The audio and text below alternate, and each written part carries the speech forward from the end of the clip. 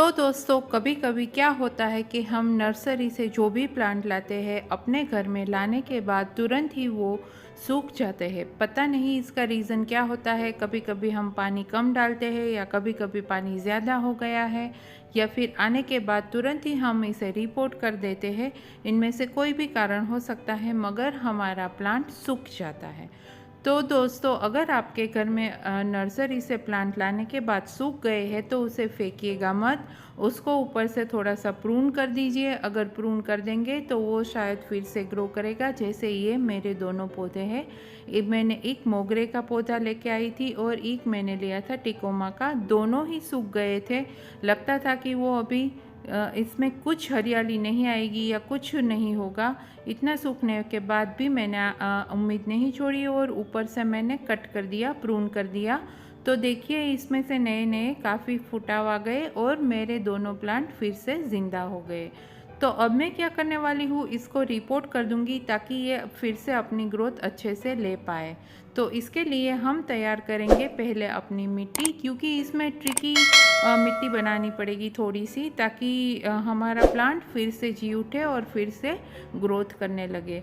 तो देखिए इनमें मैंने रेत, वर्मी कंपोस्ट, रेत, मिट्टी और कोकोपीट का रेशियो तो था ही। फिर उसमें मैंने थोड़ा सा डीएपी भी मिक्स कर दिया है और मैं थोड़ा सा और अपना किचन वेस्ट कंपोस्ट जो बना है वो भी मैं थोड़ा सा ऐड कर दूंगी ताकि अच्छी मात्रा में यानी कि रिच वाली मिट्टी हमारी बन जाए। और तो क्या होगा दोस्तों कि रूट्स को थोड़ी और न्यूट्रिशन मिलेगी तो वो उसकी पकड़ ज़मीन में अच्छी होगी और वो अच्छे से ग्रोथ भी करने लगेगा। फिर दोस्तों इसमें आपके पास अगर नीम खली है तो आप नीम खली भी थोड़ी सी मिक्स कर सकते हैं। मेरे पास अभी नहीं है तो मैं इसके बदले फंजीसाइड डाल दूंगी। इस तरह से मैंने ये दोनों की मिट्टी तैयार की है। क्योंकि ये फिर से ग्रोथ कर रहे हैं तो इसको हमें थोड़ा और न्यूट्रिशन देना पड़ेगा, इसीलिए मैंने इसमें डीएपी के दाने भी डाले हैं। तो देखिए अभी मैं फंजीसाइड डाल रही हूँ, फिर मैं अच्छे से इसको मिक्स कर लूँगी। और दोस्तों मिक्स करना बहुत ज़रूरी है अच्छे से, वरना क्या होगा कि हमने जो कंपोस्ट और कुछ भी डाला है वो कहीं कहीं रहेगा, कहीं नहीं आएगा। इसीलिए आप हो सके तो इसे अच्छे से मिक्स कर लीजिए। तो देखिए ये मेरी मिट्टी है, कितनी भुरभुरी है आप देख सकते हो।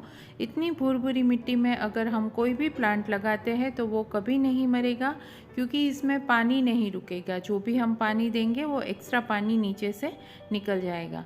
तो अभी तो मैंने ये छोटे पोट लिए हैं, 6 इंच के मेरे पोट है, मैं इसमें ही डालने वाली हूँ। फिर जाके उसका ग्रोथ होगा और उसको मुझे देखना पड़ेगा नीचे से अगर रूट निकलेगा तो फिर मैं इसको बड़ा पोट दूंगी, यानी कि 10 इंच का पोट दूंगी। मगर अभी तो मैं इसको छोटे पोट में ही लगाने वाली हूँ। तो दोस्तों देख लीजिए इस पोट में मैंने नीचे वो नारियल का भूसा होता है वो ही डाला है ताकि इसमें से मिट्टी ना निकले। और दूसरे पोट में मैं डालने वाली हूँ पेपर, यानी कि जो न्यूज़पेपर का कटिंग होता है वो मैं डाल दूँगी, क्योंकि मिट्टी हमारी निकले नहीं और अच्छे से हम जो पानी दें वो निकल जाए।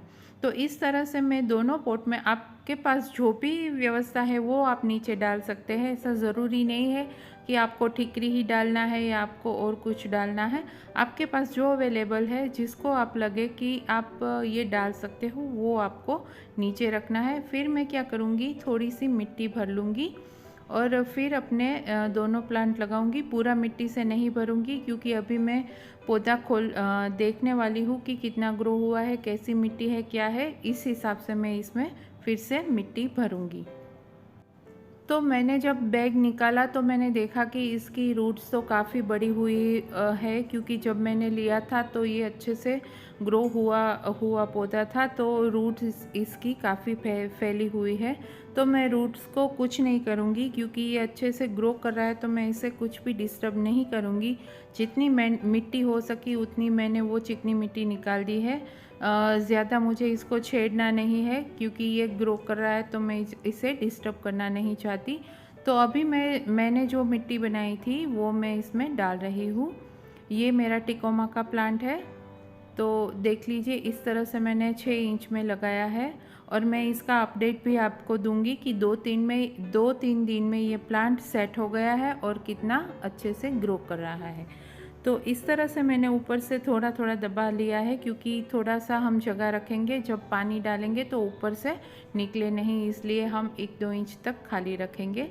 अब हम लेते हैं अपने मोगरे के प्लांट को, तो उसमें भी मैंने ये पेपर रख दिया है और उसमें मैंने थोड़ी सी मिट्टी भर ली है।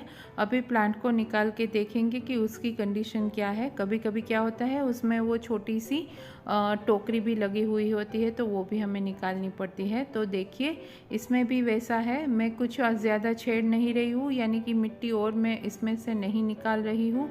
जैसे प्लांट है उसकी थोड़ी थोड़ी सी मिट्टी हटाकर मैं इसको ऐसे ही प्लांट कर दूँगी। तो देखिए मैंने ये गमला पूरा मिट्टी से भर लिया है, 1 इंच की जगह रखी है, ताकि हम जब भी पानी दें तब मिट्टी भी उसके साथ निकले नहीं। और मैंने क्या किया है कि जो मोगरे में सूखी डाली काफ़ी सारी थी मेरे प्लांट में, तो मैंने थोड़ी थोड़ी सी ट्रिम भी कर दी है। तो इस तरह से मैंने ये दोनों को ट्रांसफ़र किया है। तो दोस्तों ये मेरा 5 दिनों के बाद का अपडेट है। देखिए ये मेरा मोगरा जब मैंने रिपोर्ट किया था छोटी छोटी पत्तियां थी, अब कैसी नई नई ब्रांचेस इसमें आने लगी है, तो इसका मतलब है ये अच्छे से सेट हो गया है। तो दोस्तों अगर आपका प्लांट कभी भी नर्सरी से लाने के बाद सूख जाए तो पहले प्रूनिंग करके देख लीजिए, उसमें अगर नया फुटाव आया है तो इस तरह से आप रिपोर्ट करेंगे तो आपका पौधा कभी नहीं मरेगा। आई होप आपको वीडियो अच्छा लगा है तो कमेंट में ज़रूर लिखिएगा।